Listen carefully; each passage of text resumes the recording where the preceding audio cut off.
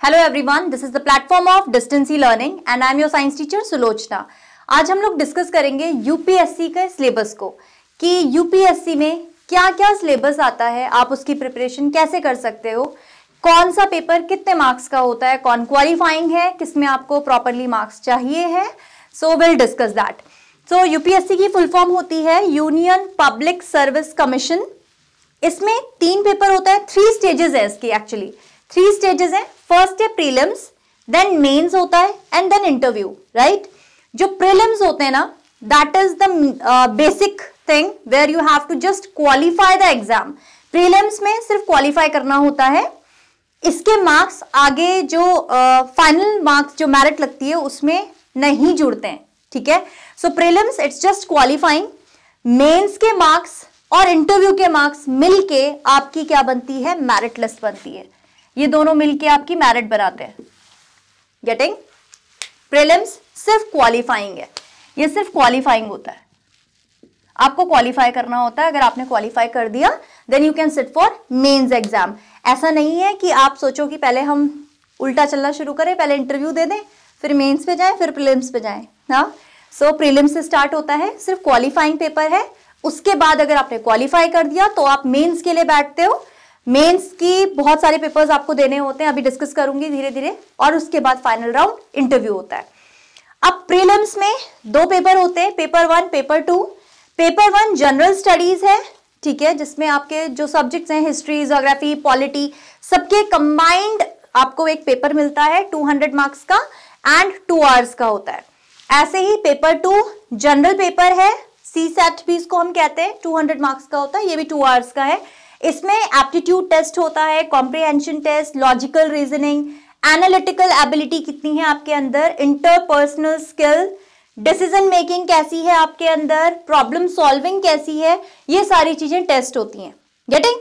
So this is your prelims syllabus. अगर आप इसको क्लियर कर लेते हो तो फिर आप आते हो मेंस में। अब मेंस के सिलेबस में उसको डिस्कस करते हैं, कौन कौन से पार्ट होते हैं। मेंस की बात करते हैं। मेंस में कितने पेपर्स होते हैं?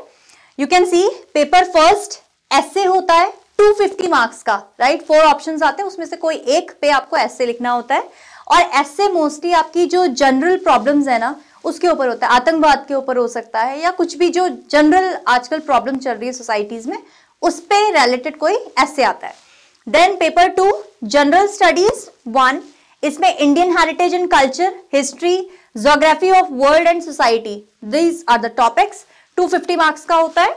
देन पेपर 3 जनरल स्टडीज 2, इसमें गवर्नेंस आती है, कॉन्स्टिट्यूशन आता है, polity, social justice and international relations, ये भी 250 मार्क्स का है। देन पेपर 4 जनरल स्टडीज 3, इसमें टेक्नोलॉजी और इकोनॉमिक्स आती है, it is also of 250 marks. Then paper 5 general studies 4, इसमें एथिक्स आते हैं, इंटीग्रिटी आती है, एप्टीट्यूड टेस्ट आता है, it is also of 250 marks. Then paper 6 और पेपर 7 ऑप्शनल सब्जेक्ट का होता है, जो हम ऑप्शनल सब्जेक्ट पेपर अटेम्प्ट करने से पहले लेते हैं, आपको ऑप्शनल सब्जेक्ट लेने होते हैं। सो उन 2 ऑप्शनल सब्जेक्ट पे आपके पेपर आता है 250 मार्क्स का, ये भी है। देन आपके पास क्वालिफाइंग पेपर्स भी होते हैं, इंडियन लैंग्वेज कोई भी एक 300 मार्क्स का पेपर बनता है उसका, और क्वालिफाइंग पेपर B, ये भी ये इंग्लिश लैंग्वेज का होता है 300 मार्क्स का, राइट। सो ये सारे आपको पढ़ना है for mains.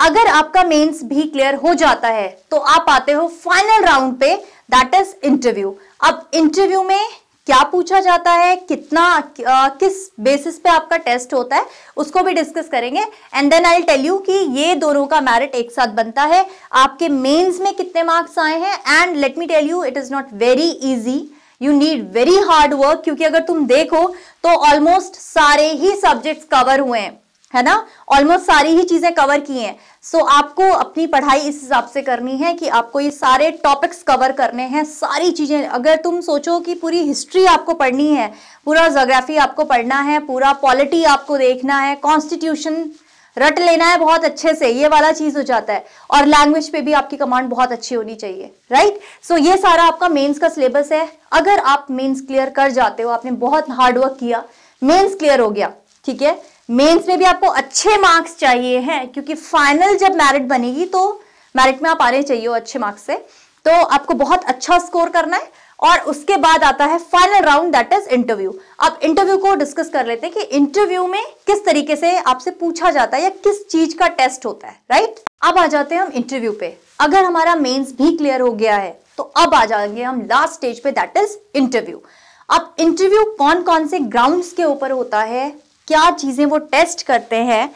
So it is your personality test first, second is administrative skills कितनी है आपके अंदर, मेंटल अलर्टनेस कैसी है, बैलेंस ऑफ जजमेंट कितना कर पाते हो, variety and depth of interest, ability for social cohesion and leadership, critical powers of assimilation, clear and logical exposition, intellectual and moral integrity. ये सारे वो ग्राउंड्स हैं जिनके बेसिस पे आपको जज किया जाता है और आपको मार्क्स मिलते हैं, राइट। 275 मार्क्स का इंटरव्यू होता है।